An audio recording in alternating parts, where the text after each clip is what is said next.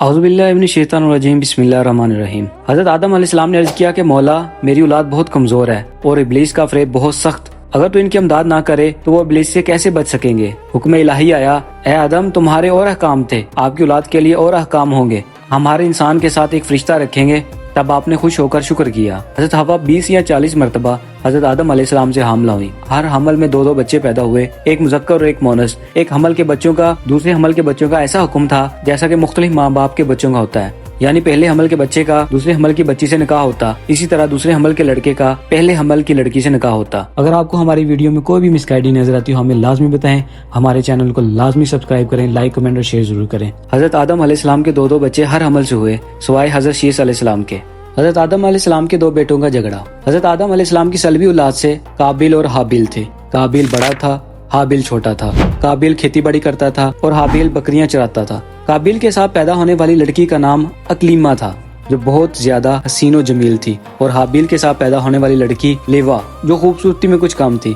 حضرت آدم علیہ السلام کی شریعت کے قانون کے مطابق قابیل کے ساتھ پیدا ہونے والی لڑکی کا نکاح حابیل سے اور حابیل کے ساتھ پیدا ہونے والی لڑکی کا نکاح قابیل سے ہونا تھا، لیکن قابیل نے ایسا کرنے سے انکار کر دیا۔ اس نے کہا کہ میرے ساتھ پیدا ہونے والی لڑکی کا نکاح میرے ساتھ ہوگا۔ جب قابیل نے ضد اور ہٹ درمی شروع کر دی تو حضرت آدم علیہ السلام نے کہا کہ تم دونوں اللہ کی راہ میں کوئی نہ کوئی چیز پیش کرو، جو سچا ہوگا اس کی نیاز صدقہ قبول ہو جائے گا، اور جو جھوٹا ہوگا اس کی طرف سے پیش کیا گیا صدقہ قبول نہیں ہوگا۔ اس وقت قبولیت کی یہ علامت تھی کہ جس کا صدقہ قبول ہو جاتا اسے قدرتی طور پر آنے والی آگ کھا جاتی، اور جو قبول نہیں ہوتا تھا اسے آگ نہیں کھاتی تھی۔ قابیل نے ایک انبار گندم اور حابیل نے ایک بکری یا ایک دمبا رب تعالیٰ کی راہ میں پیش کیا۔ دونوں نے یہ کہہ کر نیاز پیش کی کہ اے اللہ، جو اکلیمہ کا زیادہ حقدار ہے اس کی قربانی قبول فرما۔ آسمانی آگ نے حابیل کے صدقے کو کھا کر قبولیت بخش دی اور قابیل کے صدقے کو آگ نہ کھا کر رد کر دیا۔ قابیل کے دل میں حسد، بغض، اناد بھڑک اٹھا۔ اس نے حابیل کو قتل کرنے کی دھمکی دے دی۔ اللہ تعالیٰ نے اس واقعے کو اس طرح ذکر فرمایا، اور انہیں پڑھ کر سناؤ آدم کے بیٹوں کی سچی خبر۔ جب دونوں نے ایک ایک نیاز پیش کی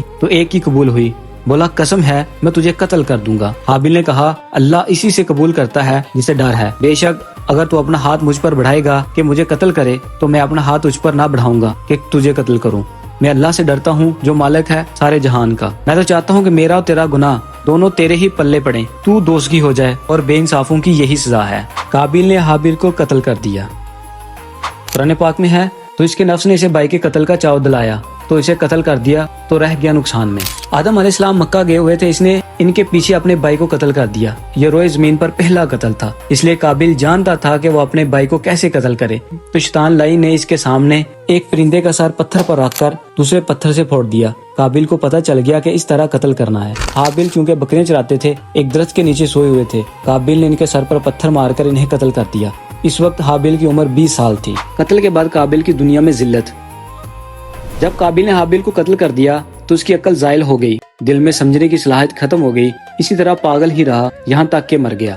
قتل کرنے سے پہلے رنگ اس کا سفید تھا اور قتل کے بعد اس کا تمام جسم کالا ہو گیا۔ حضرت آدم علیہ السلام نے مکہ مکرمہ کی سرزمین سے واپس ہونے پر قابیل سے پوچھا کہ تمہارا بھائی کہاں ہے؟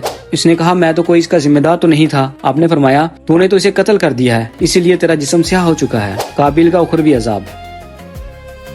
حضرت ابن مسعود رضی اللہ تعالیٰ عنہ سے مروی ہے، رسول اللہ صلی اللہ علیہ وسلم نے فرمایا جو شخص بھی ظلمن قتل ہوگا اس کے قتل کا عذاب آدم علیہ السلام کے پہلے قاتل بیٹے پر بھی ہوگا، کیونکہ سب سے پہلے ہی اسی نے قتل کی ابتدا کی۔ یعنی جس طرح قتل کرنے والے کو قتل کا عذاب ہوگا اسی طرح قتل کی ابتدا کرنے والے کو بھی عذاب ہوتا رہے گا۔ بیٹے کے قتل پر حضرت آدم علیہ السلام کا غم۔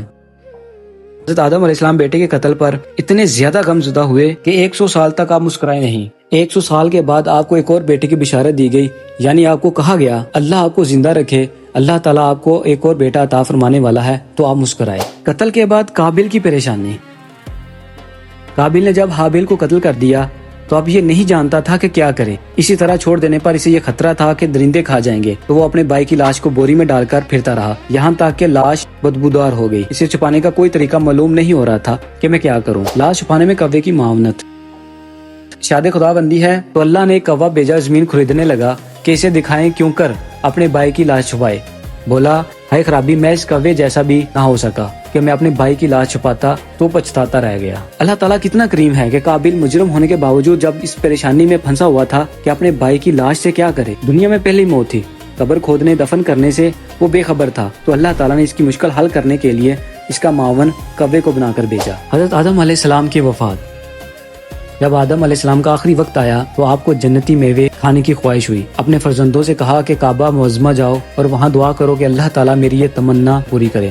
آدم علیہ السلام کے فرزند یہ حکم پا کر وہاں پہنچے. انہیں حضرت جبرائیل علیہ السلام اور دوسرے فرشتے ملے جن سے انہوں نے حضرت آدم علیہ السلام کی فرمائش کا ذکر کیا. فرشتوں نے کہا ہمارے ساتھ آؤ، ہم جنت کے میوے اپنے ساتھ لائے ہیں. چنانچہ یہ سب آدم علیہ السلام کے پاس پہنچے.